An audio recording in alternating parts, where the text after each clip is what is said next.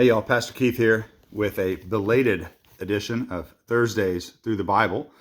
Thanks for joining with me as we continue studying God's Word. This is a video that's long overdue, just with some personal family issues with a non-sleeping baby. We've been struggling and I've been behind on my video upload schedule. So apologies for that. But we are finally getting back into 1 Corinthians this week. Last time, a couple weeks ago, we looked at the book of Romans. This week, we look at Paul's letter, his first letter to the Corinthians.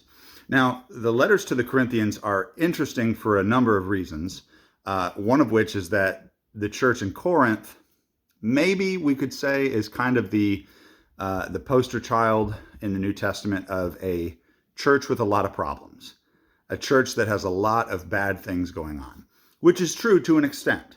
If you read the letter, you know that there's a lot of bad things happening in the church at Corinth that Paul wants to correct.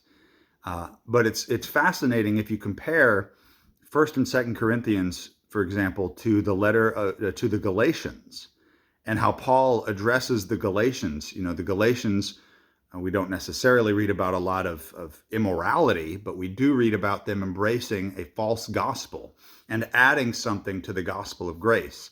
And Paul's treatment of that, in some sense, is much more severe and serious even than how he treats the Corinthians, which we'll see when we compare the two. We're going to talk about Galatians in a couple weeks, Lord willing. But, you know, when you get to the letter to the Corinthians, there's still the very standard sort of setup that Paul has where he gives an introduction, he greets the church, he prays for them. When he gets to the end of his letter, he closes with this sort of lengthy list of greet this person, greet that person, say hi to John for me, you know, those kind of things. And in Galatians, he doesn't do that. He's much more serious, much more severe, which teaches us something. First of all, it teaches us that although bad behavior in the church is very bad and it's very serious, a bad gospel is even worse. False teaching in some ways is even more serious than false living. If a Christian with the true gospel is not living in a way that is fitting with that gospel, that needs correction, but that is easier to correct than someone who actually has a false gospel to begin with. If you don't have the true gospel, there's no hope for right living. If you have the true gospel, we can correct bad living, which is what Paul does in Corinthians. So a couple things. Number one, Paul did plant this church. Unlike the letter to the Romans, where Paul hadn't even been to Rome yet when he wrote that letter, Paul is the one who established the church in Corinth. You can read about that in Acts chapter 18. He probably spent about 2 years in the city of Corinth planting that church, we would say. And then he's moved on. And after he's moved on, he's in Ephesus for about 3 years. And while he's in Ephesus, he hears reports and he receives a letter from the Corinthians that are very disturbing to him. So I'm not going to go into all the different details, but the first part in chapter 1, Paul says that he's gotten a report from people of Chloe's household. So someone named Chloe and maybe the church that was meeting in her household, they've sent Paul a report about some of the bad things that are going on in Corinth.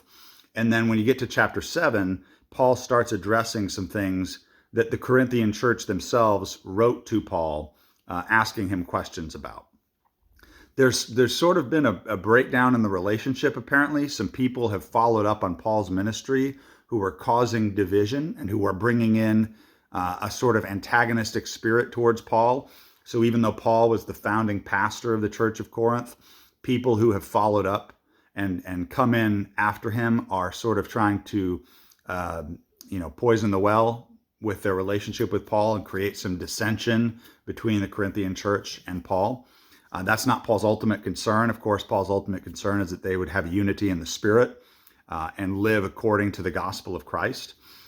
We won't go into all the details, but they've got a lot of issues with sexual immorality. They're confused about relationships, marriage and singleness. There's the abuse and the sort of trivializing of spiritual gifts in the church in Corinth. There's spiritual immaturity. There's division in the church. There's all kinds of bad stuff that Paul has to address, and he does so throughout this letter. But really, the gist of it is summed up in that first chapter in 1 Corinthians 1 18, when Paul talks about the preaching of the cross is to them that perish foolishness, but unto us which are saved, it is the power of God. So Paul is really just coming at them saying, look, you need to get back to the basics of the gospel and live in light of it. Live according to the gospel of Jesus Christ. They've done all kinds of things where they're enjoying some of the blessings of the Spirit, but because they are living by their own wisdom and not by the wisdom of the cross, or rather we might say the foolishness of the cross, God's wisdom, which is the foolishness of the cross, because they're not living in accordance with that, it's now caused them to go astray. And Paul is trying to bring them back.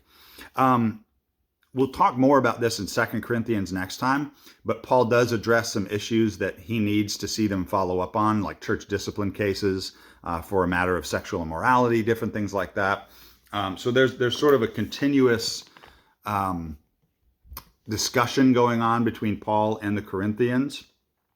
And this has been ongoing. The way that you read in 1 Corinthians, there's several places where he makes it sound like he's written to them before, and maybe the letter was lost. We don't know if we have it.